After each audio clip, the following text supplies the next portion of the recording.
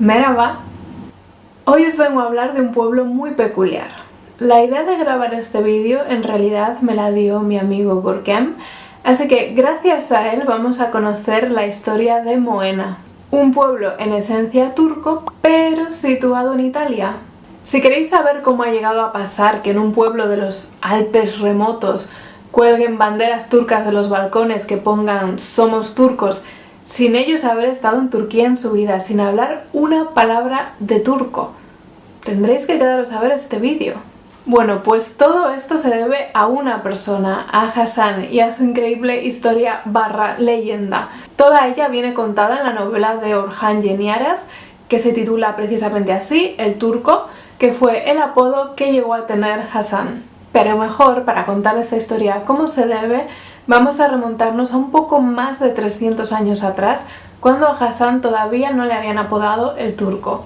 Hasan por aquel entonces era un genízaro, es decir, que pertenecía a la infantería de élite del ejército otomano. Si no sabéis lo que son los genízaros y es la primera vez que escucháis esta palabra, o no es la primera vez pero queréis saber más sobre ellos, os recuerdo que yo hice un vídeo al respecto contando su historia y que va a aparecer por aquí arriba. Hasan sabía varios idiomas, entre ellos el ruso, el italiano y el alemán, lo que le sirvió para destacar entre los genízaros y labrarse una muy buena reputación. Según la novela que os he comentado anteriormente, Hasan visitó en muchas ocasiones Viena, Venecia, Roma, Berlín, generalmente caracterizado como un monje cristiano para obtener información que fuera útil para el gobierno otomano. Pero su vida cambió radicalmente cuando el gran visir Kara Mustafa Pasha le encomendó una misión muy importante, que era obtener información de 12 agentes otomanos que estaban desaparecidos justo antes de comenzar el segundo sitio de Viena en 1683. Fue en aquel momento cuando se empezaron a ver discrepancias entre ambos, principalmente porque el gran visir había retrasado mucho el sitio y ya no tenía demasiadas oportunidades de victoria. Así que, como había criticado las tácticas del gran visir, Hasan tenía que pagar un precio. El gran visir ordenó su ejecución, ya que no era apropiado que un genízaro cuestionara o dudara de las órdenes de un superior dentro del ejército otomano. Afortunadamente, algunos de sus compañeros le ayudaron a escapar, ya que no se veían capaces de matar a alguien tan valiente como había sido Hasan. Fue así como logró escapar y recorrer casi 200 kilómetros, mal herido, hasta el pueblo de Moena. La historia cuenta que la primera vez que los habitantes del pueblo le vieron, creyeron que estaba muerto, pero cuando se dieron cuenta de que aún seguía vivo, le acogieron y le curaron hasta que se recuperó completamente. Parece ser que los italianos tienen una expresión que a mí me hace mucha gracia, que es "Mamma mia li turchi", que significa "madre mía los turcos". Ellos usan esta expresión desde que los otomanos conquistaron Otranto entre 1480 y 1481. Lo que ocurrió en Otranto para que los italianos digan "madre mía los turcos" es que la ciudad fue sitiada y asediada y 800 habitantes fueron ejecutados porque se negaron a convertirse al Islam. De ahí que el Papa Francisco recientemente, no sé si en el 2013, los canonizara. Pero bueno, este no es el caso.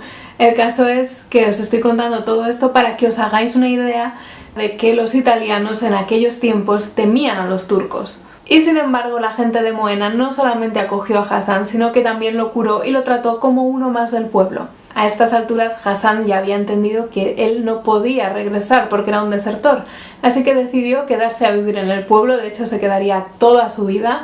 Se casó con una mujer de allí que se llamaba Mariana y fue allí también donde le apodaron el Turco. Además, como sabía italiano, no tuvo ningún problema para comunicarse, les enseñó toda su sabiduría y todas sus experiencias y también la cultura y las costumbres de su país.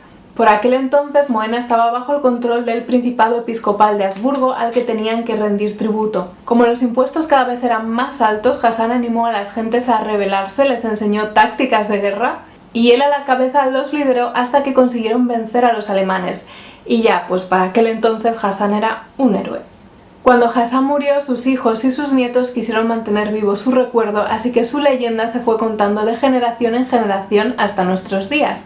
De hecho, este pueblo se le sigue conociendo hoy como la Turquía o la Regione Turquía.